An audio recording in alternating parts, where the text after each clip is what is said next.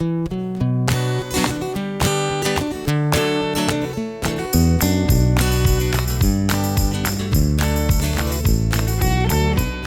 the Underpowered Hour on this week's show. New accessories for your old Defender, stick shift uses way up, and we have a humongous Rebelle Rally reveal.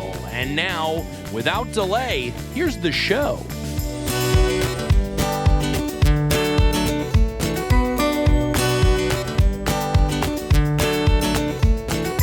Welcome to the Underpowered Hour. I'm Steve Barris, mild-mannered television executive by day and Land Rover collector by night. You can find out more about our cars and what we're working on at thebarriscollection.com or follow us on Instagram at thebarriscollection. I'm joined, as always, by my good friend, Ike Goss. Thank you to everyone joining us today. I'm the independent wiper motor to Stevens moisture sensing wipers.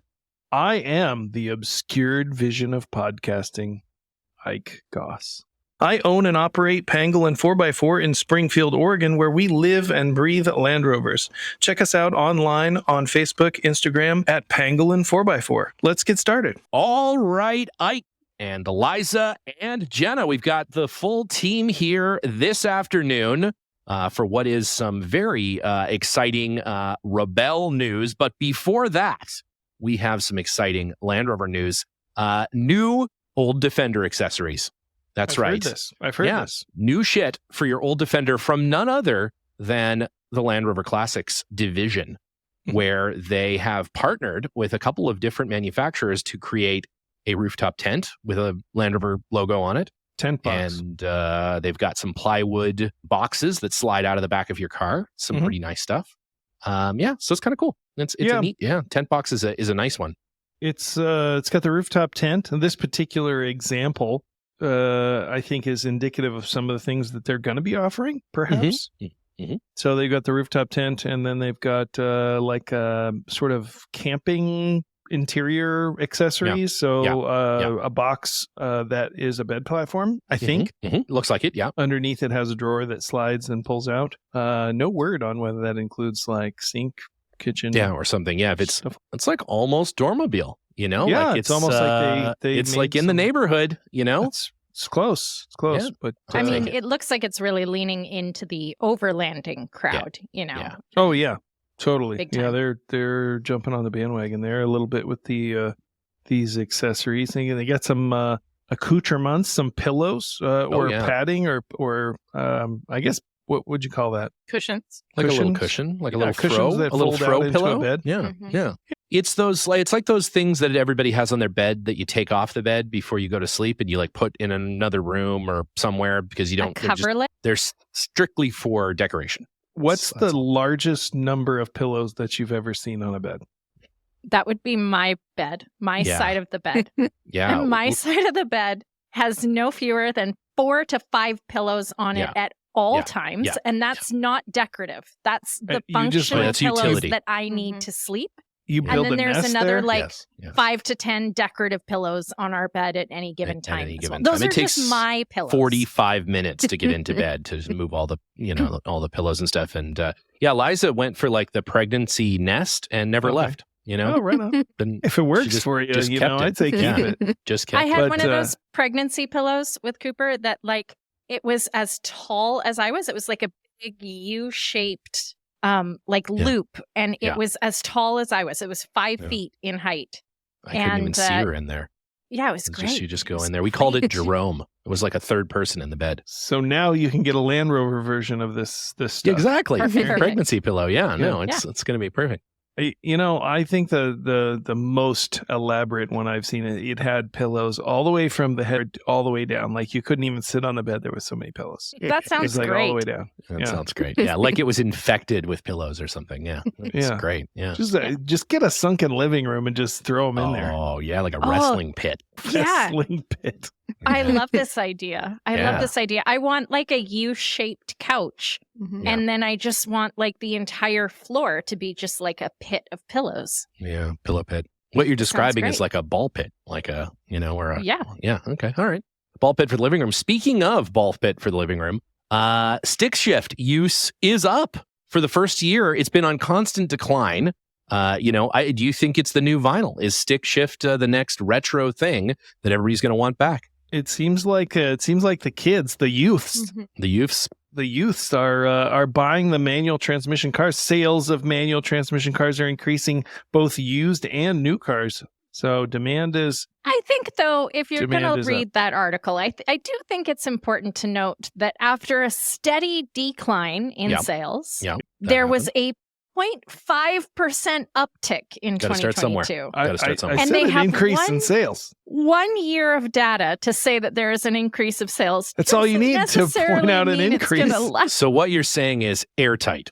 Is basically what you're saying. It's not going to mean that this trend may not continue, is what you're saying. I don't think so. I think one single blip, is that really just a because trend? The margin of error on this data is plus or minus 3% and the increase is 0.5% doesn't give you the right to question it. That's right. This is my point. That's right. Exactly. Well, if it's good enough for the U.S. government, they've, of course, like in the 90s, basically stopped having standard transmission vehicles because the guys couldn't drive them. So people are dumb. Boot campers coming out into the military for the first time could not drive Humvees that were stick shifts. So interestingly, they're automatic. I read a related article, which is the U.S. military is having a difficulty finding suitable candidates for basic training. They can't get people who are smart or fit enough to pass like the minimum standard. So I don't know. Are you dumbing down your standards? If you're maybe that should be the standard. You have to drive. You should be able to drive a 5-speed. Yeah, otherwise that's a good point. That's a good point. We call them the standard transmission in Canada because that's standard. Standard transmission. Yeah. I think that's what my mom calls them. Maybe that's a generational thing. It might be a generational thing. Yeah. Canada's never moved past old? that. No. Yeah. No, I'm not. Right. Yeah. Absolutely not. I did actually, speaking of generational gaps, I did find what was interesting going back to that article about the stick shift was that some parents still prefer to have their new driver, 16 to 18-year-olds learn how to drive sticks so that because it's a two-handed operation, parents believe that their kids will be less likely to text and drive. No. I say you're still going to text and drive, and they're just going to be even more dangerous. You're just more likely to learn to steer with your knee. That's all. That's the only thing that's going to do that. But that's also a useful skill. And later in life, it'll be good for drinking coffee while driving your Series Land Rover. So the worst is caramel apples. Caramel apples and driving, just bad. It's hard. It's messy. It's hard to do. Cereal. I think I can say I've never tried to eat a caramel pull. No, you're missing out. I don't think I did it on the way to work today. Yeah. Of course you did. It's really sticky in his beard, though. I mean, I have to have like at least 2 or 3 caramel apples a day. That's true.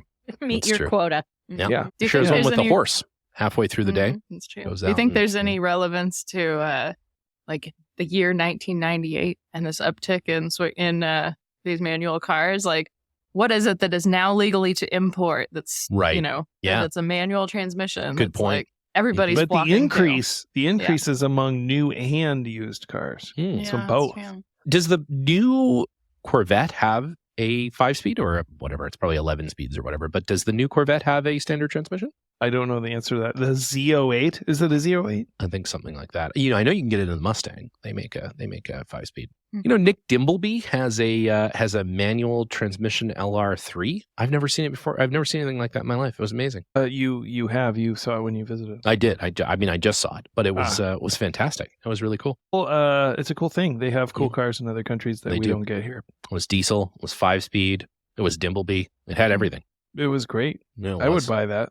According to the internet, the final model to offer a stick was a 7-speed manual offered in the C7 Corvette. There is no manual transmission available for the C8. The Corvette has joined the likes of Ferrari, Lamborghini, Audi, and McLaren, which do not offer manual transmissions anymore. You can't get a manual in the Audi? This is the internet never lies, so this must be true. We accidentally joined QAnon just real quick there as well, so... Well, that's too bad. It is nice though that there's a slight uptick and some manufacturers are sticking to it. I don't think you can buy a Morgan with a manual transmission. So there you go. You have to a Morgan? Yeah. I don't even know if they make a manual transmission. I think most of the new high-end luxury cars like have the paddle shifters, right? Yeah. And like the sport mode where you can, change gears manually yourself. Only a computer is like making sure you don't do it in a stupid way. You don't do it bad. Yeah. My van has those. Yeah. Do you use them? Every once in a while when I'm like going down a mountain grade or something like that. Or Vin Diesel shows up next to you. You're like, let's do it. Let's do Dominic. Let's end this. The only thing that matters is family. Yeah, that's great. The Freelander has a sport mode. Pop it over into sport mode and it'll stall. Am I right in saying that the Freelander was the first car that Land Rover made that had that sport mode? It had hill descent control. Oh, hill descent control. It had hill. It's the first car to have hill descent control and to be designed with shoulder pads included in the design. So both of those things. Yeah, it has little epaulets in it, and you can. I could see that. Attach your rank to it. That is interesting. They mentioned hill descent control. The Freelander is sort of a seminal work in that way. There's so many automobiles that have hill descent control. Hope Land Rover trademarked that. Did they trademark that? I don't actually know the answer to that. But yeah, it's true. They really were. I mean, it was the first car to have some of those really cool driver aid sort of things, which is, of course, what makes it the greatest Land Rover of all time. The undisputed king of Land Rovers. That's exactly We've established this for a year and a half now. Speaking of the undisputed king or queen of something, we have maybe the most exciting news we've had on this podcast since that time that Linus got new overalls from that hobo that hangs out in the train yard. It is Rebelle Rally time. And you know what that means. What's happening? It's Rebelle vehicle announcement time. Oh, man, this is exciting. Anybody who has been paying attention to our Instagram lately noticed that we've been teasing this for a while now. And we made it very, very clear a couple weeks ago that sadly, we are not driving the 90 this year. Our NAS 90 V8. It's true. Not doing it. The Dream Machine is not coming back this year. It was so cute. It was a great car. We still have it, just to belie any concerns that perhaps we've sold it or something. Nope, it's still here. It's safely tucked away downstairs. But this year, something quite different. Nearly a polar opposite, in fact. We've swung that pendulum far in the other direction. Let's put it that way. Yes. Jenna is going to be driving our vehicle this year. Jenna, do you want to tell us? What we are driving? I mean, I can certainly drop some more hints here. And a 1992 Ford Taurus station wagon. Wrong. Yes. Is it an SHO? It has been LS swapped, so it's going to be great. Yes. This is not the Gambler 500. This is an actual real serious rally thing. Event. Oh yeah, you're right. It's a real modern vehicle. Let's say. I'm going to just describe some of the features of it. Okay. And work our way up here. So would you say it's modern luxury? Ooh. I would say it is. It is modern luxury, in fact. I would concur with that. We greatly benefited from some of that modern luxury recently when we were out in the dunes. Yes. Testing. How high was it out there? It was like 104. Oh my God. And I was cold.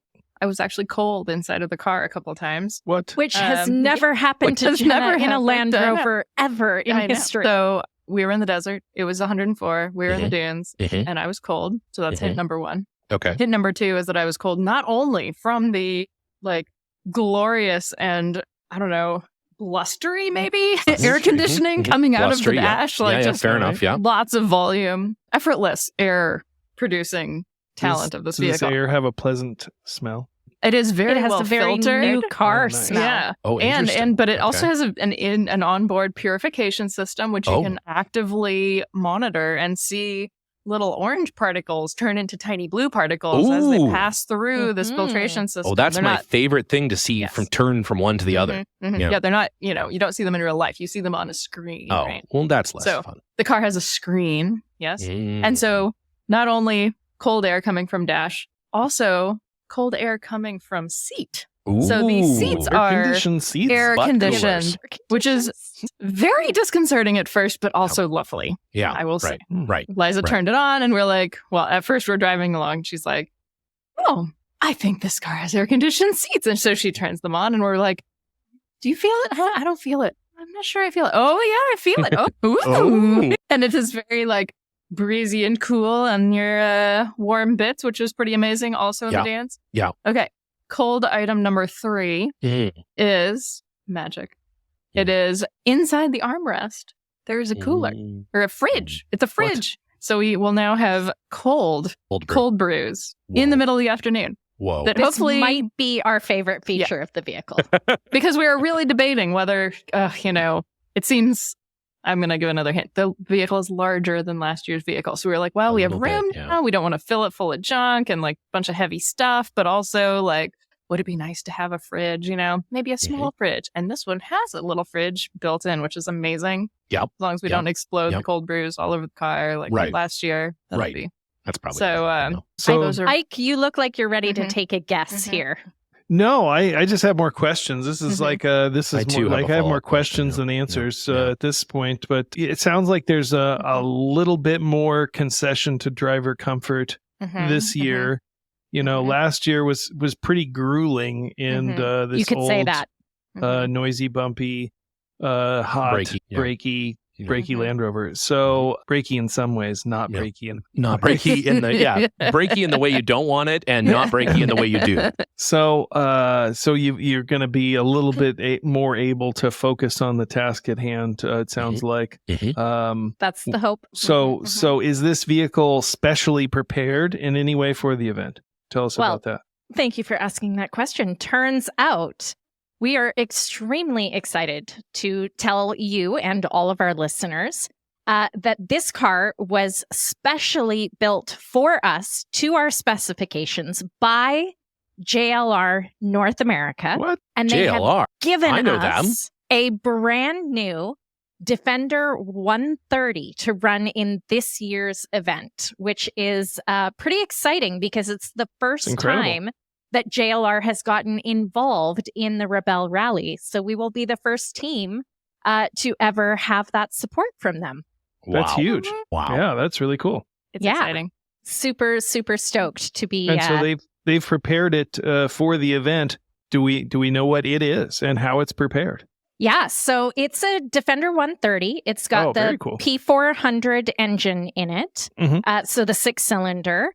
So essentially what they did was they took a car and prepared it very similar to how they're preparing this year's Trek vehicles for Trek 2023, but they really want us to run in the bone stock category. And so for those that don't know, bone stock means that everything on the car, especially anything that could improve the performance of the vehicle, has to be a manufacturer option. It has to be something that you or I could go onto the website and order if we were buying a new Defender. So the only difference between this and some of the Trek cars is that it doesn't have the accessories that Lucky 8 typically builds out for them. It's a pretty killer car. And we put out an announcement sort of video that anybody who wants to can go check it out, see the car, see it drive it around, and it's pretty fun. It's pretty cool. It's like Darth Vader's Land Rover. So for those listeners who aren't familiar with how the Trek cars are prepared, what are some of the special features that those get? We've got a factory installed winch, the Warren winch up on the front with the bumper that goes around it. We've got the front underbody protection added to this vehicle. We've got the raised air intake, that plastic snorkel on the driver's side that you can barely even tell is a snorkel. Mostly for air quality dust. and less for sand, not so much for water. No, but you're going to need that because it's dusty there. So it's much dusty. Yeah. Very dusty. Very, very dusty. They've added the rear mud flaps. They've added the Expedition roof rack to it so that we can carry our traction boards up on the sides, as well as a 6th tire because, you never know if you're going to need it. Yeah, you never know. They put on the side-mounted gear carrier that we all call the spice rack. Yeah, you got to have that. Going to have this. We do have the spice rack. And they put their factory-installed ladder on the driver's side, which I got to say was a huge hit at our Rebelle training. Oh, I like that ladder so much. The little foldy-out ladder is fantastic. Pretty cool. It's really neat. Cool. Yeah, I really like it. I've never used it. It looks a little silly, but you're saying it's actually really handy. Yeah, like comes out and then it like deploys. So there's like a 2-stage kind of ladder situation. It's all about It's like slowing. a fire escape from your roof rack. Very cool. And so does it have like optional wheels and tires? Is it? So we're using the Goodyear Duratrack tires. And that was really important to Land Rover. And it kind of makes sense. It's what they've done all of their vehicle testing on. So when it comes to their safety standards, when it comes to their capability of the vehicle and how it performs off-road, their testing has been done with these tires as their benchmark. So they know what to predict when they have those tires on. So we're going with the Goodyear Duratracks this year. Makes sense, yeah. Very cool. So is it safe to say a sponsorship? Is that safe to say? Well, I don't know if you know this, Ike, but we're officially influencers now. Ooh. So they are providing us with free use of this vehicle for a limited time, but actually a pretty long time. Yeah. To go show it off and see what we can do in the Rebelle Rally this year. So you have the vehicle now and you're preparing it. You're kitting it out on the inside. Getting it all ready. Yeah. Because by the time this episode airs, Jenna, don't think about this too hard. I know. We leave in 6 days from the time that this episode airs. Insane. I know. It's crazy. Wow. Oh my God. That's awesome, soon. but panic-inducing, but awesome. That's soon. It's going to be great. And so the vehicle has a custom wrap on the outside with your sponsors and logos and names and all these sorts of good things. When will we be able to see this? So we dropped that video on Friday that showed you the naked black matte car. We got the car from JLR wrapped completely flat black with the Trek logo on the front hood. And then we will be adding some graphics to it next week. So what you're seeing on our Instagram at the moment is the base layer. Let's put it that way. It's the base layer. And it's going to get some more decoration. Oh, yeah. You got to get some decals on there. Yeah. 37 pieces of flair. Well, this is really exciting. I can't wait to see it. And I'm really rooting for you guys to do us all proud. Thanks. So let's talk a little bit about training. You guys have not just got this brand new, fantastic, murdered out car, but you also have been doing a pretty significant amount of self-improvement. You know, you've been meditating, you've been drinking a lot of tea, you know, watching your cholesterol, all the important things. Yeah, cleanses. You know, you joke, but actually Jenna and I have been trying really, really hard this year to get strong and improve our endurance so that we can kind of handle the 8 grueling days of the Rebelle Rally. So you joke, but actually, we've both You've been started exclusively peeing outside, so that just get ready for that and just get that dialed in. Yep.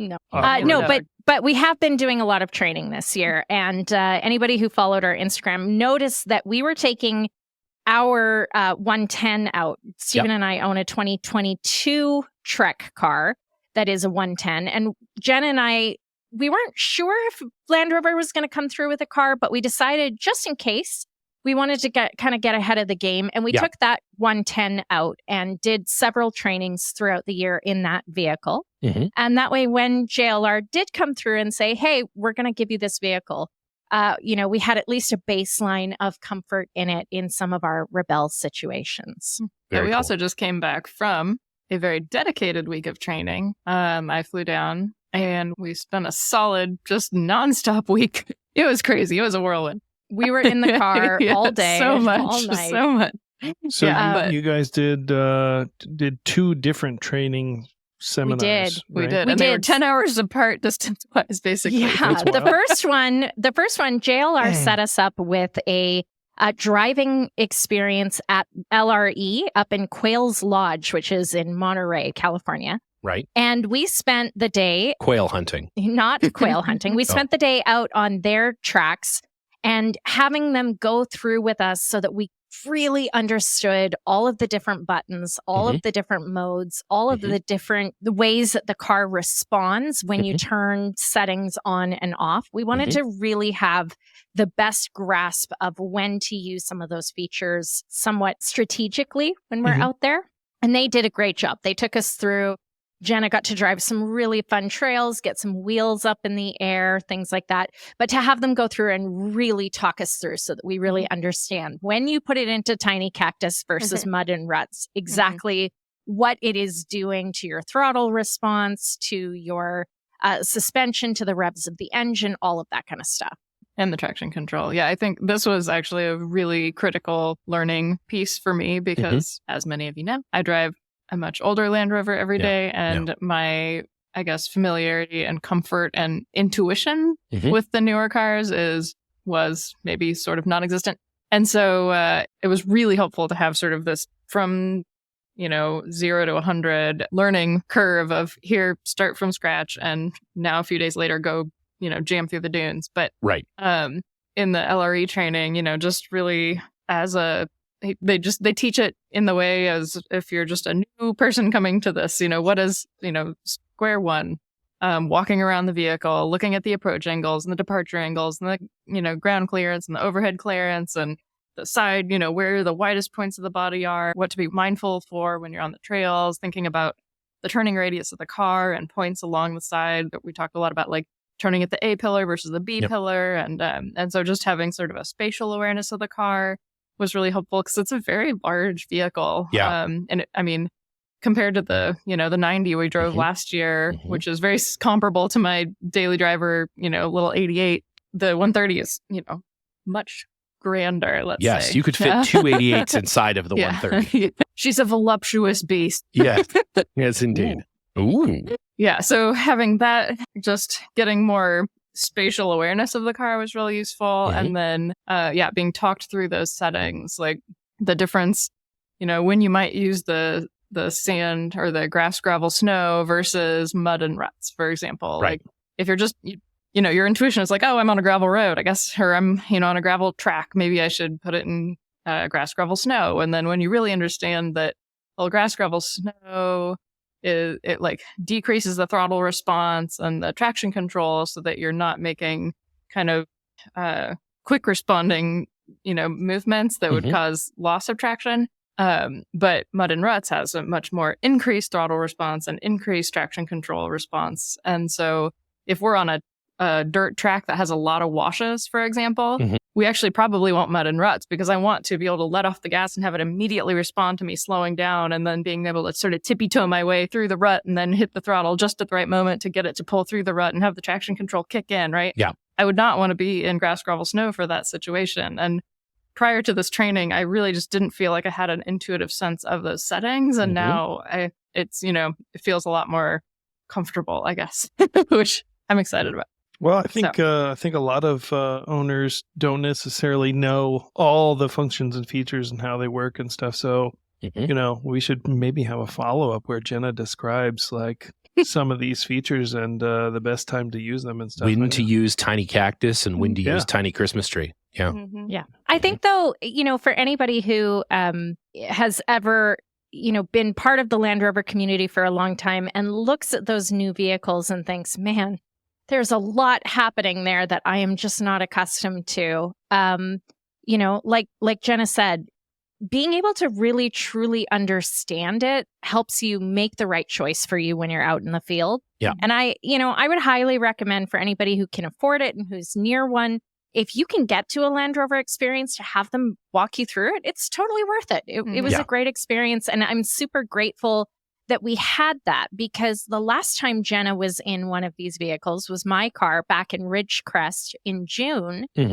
And, she kind of knew where some of the buttons were, but she didn't really know what they all did. And I would just yell. I'd be like, tiny cactus! And Liza would push on the button. I'd be doing all the button pushing. And now to see her after just half a day with the guys at LRE, and now all of a sudden we're out in the dunes, which is the next part of our training. Yeah. And Jenna is just seamlessly reaching over and she's changing settings and turning off traction control and making sure that we're, hill descent control is on. And she's got it, now she's got such a good handle on it that, she can go back to worrying about the things that she has to worry about, picking her line. And, making sure she's got nice throttle control and she's driving smooth and not faster than she can see.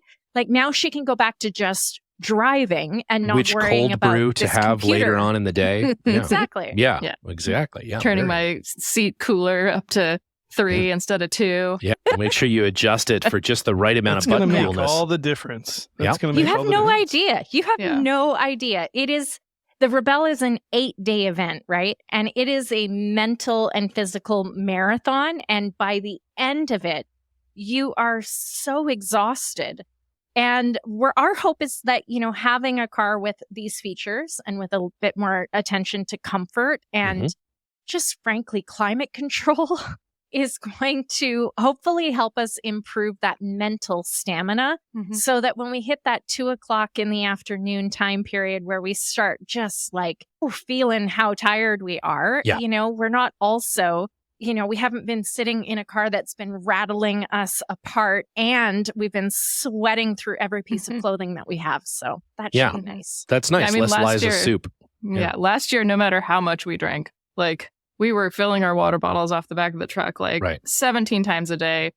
I maybe peed like twice during the whole rally. I feel like I was so dehydrated the whole time. Like, I don't know. It's going to be a totally very drastic thing. And we have more power, which is also going to be a huge game changer. Like, I know I always am like, we don't need more power. It's fine. But like, it's actually going to be awesome. Like being able to jam on the highway transits, because we do have a few of those, like, the posted speed limit or slightly above, maybe a few miles above. I know. And then on the on washboardy and like slightly rutted, dippy roads where it's not crazy dippy, but where in the, with an older kind of suspension system, you really have to be more mindful of those little dips and whoops. And this one is just going to kind of glide over, I think, which is going to be a pretty big time saver for us, which it's not necessarily, it's specifically not a race, but time is a very important part of being successful, time management and pacing throughout the day. And so while you're not going crazy fast to,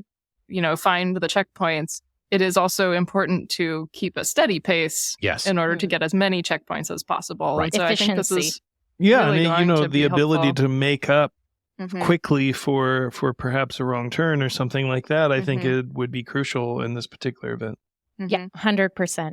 I would point out that one thing that is different from in our truck than it was, or in this truck we're using, compared to one of the Trek vehicles, is that the nav has been disabled. Yes, that's right. Yeah. Steven played around with it today. He said, so what happens if you try to go to the nav screen? And I said, try to find it. Doesn't exist. Yeah. We even asked the computer to take us to the nav thing. And it's like, that command isn't available. Like, it's really gone. I was hoping it would just shock you. Yeah. Through the seat coolers. No. Oh, no. Yeah, exactly. No, it's really cool. And no digital compass, no GPS, no anything. But it does have a TerraTrip fitted, which the folks at JLR here in, they're in New York were able to integrate seamlessly into the car. It's really fantastic and sits just nestled right beside the main screen of the car. And you're able to, use it's a regular TerraTrip, just like we have on the other Defender on the 90. And that's really cool. It's neat to see like a new car with, like that with these sort of vintage rally things in there, Well, so something that I think we're going to do for our listeners, last year we did a Instagram live from the start line the night before we left, when we were at the pre-tech inspection. I think we're going to do something similar this year. And by then the car is fully packed, fully ready to go. It's got all of our stuff in it. My office in the passenger seat will be fully set up. And I think what I'd like to do is take our listeners and viewers through a little tour of that vehicle. Yeah. So we'll make sure that we post some more details as we approach that. But it'll be Wednesday the 11th? Sometime in October. Wednesday the 11th. We'll do a little Instagram live at some point that day. And we'll make sure that we share those details to our social media pages as we get a little bit closer on what time that will be at. And we'll take people on a little tour of all the things that we've done to make that car more user-friendly for the purpose of the rally, and how we've got all our gear stored and everything that you need in order to be off-grid in the desert for 8 days on a navigation rally. Super cool. It's just going to be so cool. And I can't wait to see what you guys get up to in that new car. Yeah. Hopefully the distributor won't blow up because it doesn't have one, so that will be help. Good. Yeah, that should help. I bet you when we said earlier in this episode that we were driving a 130, I bet there were some people at home that went, 130? Why they put them in a 130? Why not a 110? And I will tell you, dear listeners, that for half a second, we probably said the same thing on our end. But I will say that taking that 130 out last week, taking it out to the sand dunes in Glamis and ripping it around, taking it, out on a trail today, Stephen and I took it out for a little bit. I will say that with that P400 engine, I actually think that the power to weight ratio in this 130 is significantly better than our 110 with the P300. And I enjoy driving this 130 more than my 110. So if you're interested in buying a 2021 Trek Defender, low mileage, well cared for. Take, yeah. But no, I'm actually really excited about it. We were a little scared that it was going to be heavy in the sand. Yeah. But that motor is plenty powerful to get us out of whatever we get ourselves into. Have you done any practiced recoveries? So we dug ourselves out of the dune. We sure did. But it wasn't because of the weight of the car. It was because I fumbled my button pushing and paused a little too early at the top of a hill and was just a little backwards and it just got dug in. Just beached. Were you cresting a It was a quick. Yeah, I was cresting a dune and I was like trying to turn on the hill descent because I didn't have it on. And then I paused just a fraction of a second too early and we were at a 3-degree back pitch. 1 degree. According, we were at a 1 degree. According to the computer on the screen. And it was just enough then that I dug in. And then we tried to test out there's a low traction launch feature, which in this case maybe didn't quite launch us. We just dug it. I dug us in more hole. But it did not take that long to get us out in the with a few max tracks. It was fine. But yeah, this year you guys have no less than 6 traction boards with you. So we do have make 6, a little highway back 6. to wherever you need to go. Yeah. 6. True. Wow. Yeah, it's true. But I will say it's really fun in the sand. It is. It's really so fun in the sand. We were just jamming around. I got like full redemption on this bowl side slope situation that I kind of felt very apprehensive and then chickened out on in the spring when we were out training in the 110. And so then I after some pep talking and some little practice rainbows, I worked my way up to doing the big bowl. Maybe you call it the toilet bowl, the big like ring around the bowl on a side slope. And it was really satisfying. This is a dune feature in Glamis. It is. But it was also, it's really cool. That truck did really well. So I'm excited about it. And we did a lot of hill descent control on some very steep dunes. Yep. And it works swimmingly. And I did Google that the hill descent control is a patented feature by Land Rover. Oh, it is. Yes. Though I don't know, how much you could vary it and then. And the first vehicle to be fitted with this patented feature is the Freelander. The first Freelander. The first Freelander. And the best. And the best. First and the best. Yeah. And then it was a peak. That's peak Land Rover right there. It's all been downhill pretty much since the Freelander. So everybody has their point at which, Yeah. They just sort of, I think Dixon was the 1950 Series 1 Land Rover. That's where he was like, oh, it's too bad he has a 53. No. With Freelander floor mats, though. It does. That's a nice upgrade. That's a nice upgrade. I helped to that him car. with that upgrade. I don't know if you remember that. Oh, yeah. Installed those for him. It was a nice upgrade. That was a nice, that's exactly what that car needed. So it was a good thing. Well, it is super exciting. And like you said, we're not even 2 weeks away from you guys embarking on the adventure of a lifetime, 2nd year in a row now in your non-rookie year. So you are a seasoned veterans in this. You're the Doug Flutie of Rebelle. That is a joke that is going to sail over most people's heads, babe. He played down here for a little while. Unlike his kicks, it will sail over most people's heads. Okay. All right. Well, I, for one, am jealous that you guys have some factory support. That's pretty cool. You get the car to use during the rally. Huge shout out to JLR for that. Yeah, and then also we have to thank our key sponsor. Full Sail University sponsored us in the Dream Machine last year. Yep. And they're back again this year as our banner sponsor. And we're really excited to, have the Full Sail livery on the outside of the car. Yep. So, massive thank you to everybody over there and the team at Platinum Creative at Full Sail that designed the graphics that are going to be added to this car. Huge shout out to them. Yeah. Well, I think in conclusion, like you mentioned, the 90 we refer to as the Dream Machine, as that is a legacy Full Sail thing, as well as the machine that powered the dreams of you guys heading into the Rebelle. Now in its second year, what are you referring to this one? What's this one's name? We've codenamed it Eclipse because on the very first stage of the Rebelle this year, that'll be on Saturday, October 14th. There happens to be an annular solar eclipse. And based on where we've been in previous years on the Rebelle on day one, I think there's a high likelihood that Emily Miller might have us somewhere in that maybe 90% zone of being able to see 90%. Maybe she's going to take us far enough up into northern Nevada to see it at 100%. I wouldn't put it past her, but we're not totally sure. So here's hoping for a really great photo opportunity with our vehicle, the Eclipse, in front of a real live, honest to God eclipse in the sky. With a couple of people just staring at it with their naked eyes. Just, yeah, you can't help it. You're always going to have that guy, somebody, he's always going to do that, Well, that's exciting. That's super exciting. And of course, we are looking so forward to following your tiny little dots around the map for 8 straight days. And Ike and I theorizing as to why it is that you've stopped and what's gone on and who's dead. There won't be as much stopping this year. I'm telling you now. It's going to be great, though. It's going to be great. We would get people would be DMing us. It was an exciting What's time. What's happening? Do you know anything? What's going on? And it's going to be just as exciting this year, I'm sure. Well, and we will, like you said, we're going to do some live updates at the start like we did last year. And then, of course, our patented Lake Hill Descent Control after Rebelle wrap up, where we'll chat about everything. Post-game show. Post-game show. The hot stove lounge, literally. There you go. It's our favorite thing. So as Liza mentioned, if you haven't headed over to our YouTube channel yet, why not?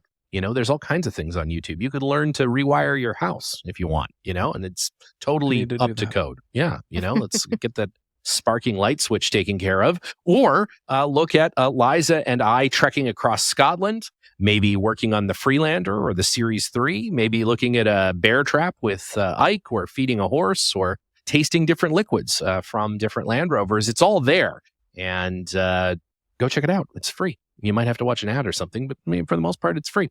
And if you do watch it, we really appreciate you subscribing, because this thing ain't free. And it's nice to have that cash money so we can keep this ship sailing. If you really love what these guys do, and I'm not sure that applies to many of you out there, but if you do, we do have a Patreon. We do. Yeah. And on that Patreon, we have some special features, including if you liked the interview last week with Duncan Barber, everyone. There is a bonus 5-minute clip over on Patreon where he tells his most memorable memory from all of the years that he was involved in Camel Trophy, where they got themselves into a very sticky situation with some locals. And that is definitely worth checking out. And you can only hear that over on the Patreon feed. We'll just say this. It's a group of people called pork knockers. So I don't think you need to even, that's all the intrigue you could possibly want. So head on over there and check. I want to find out what happens. And we are in the process of getting together all of the new Rebelle car merch so that you'll have that on the store. So keep tuned up to underpoweredhour.com and check that out. We have old rally car. We have the 90. All kinds of great stuff. Stickers. We have new little pins. We've got all kinds of fun stuff you can get there. And of course, your Tiny Ike keychains, Tiny Ike stickers, and 12-inch Ike and Linus action figures for your RC Land Rover. So make sure you pick those up. There's no action figures. Nope. Ike will also record a message for your answering machine, or just call one of your relatives that you don't want to talk to and tell them you're not coming to Thanksgiving dinner this year. Full-size Stephen Barris body pillows available on the website. Yeah, exactly. Yeah, no problem. They're great. And it's tasteful photo as well. That it's even still I don't want to sleep with that. It has. You like pillows, and Steven. Yeah, at least one of those things she does. Yeah, and it's got that flippy sequence where you can flip it one way and it's one picture. You flip it another way. It's a different picture. Something totally else. Different. Yeah. You're going to love it. All right. Well, at that, thank you so much for joining us, Liza and Jenna. Good work on getting a sponsorship from JLR. That is very huge. Impressive. Incredible new Defender. And we're so excited to see you guys out there. Good luck and Godspeed. I know you're going to give them hell. And we will all be here watching your tiny dot slowly cruise around a map. And it will be equally as fun for us, I'm sure. So, it's going to be great. It's going to be great. All right. Well, at that, we'll talk to you next week. All right. Bye. Bye.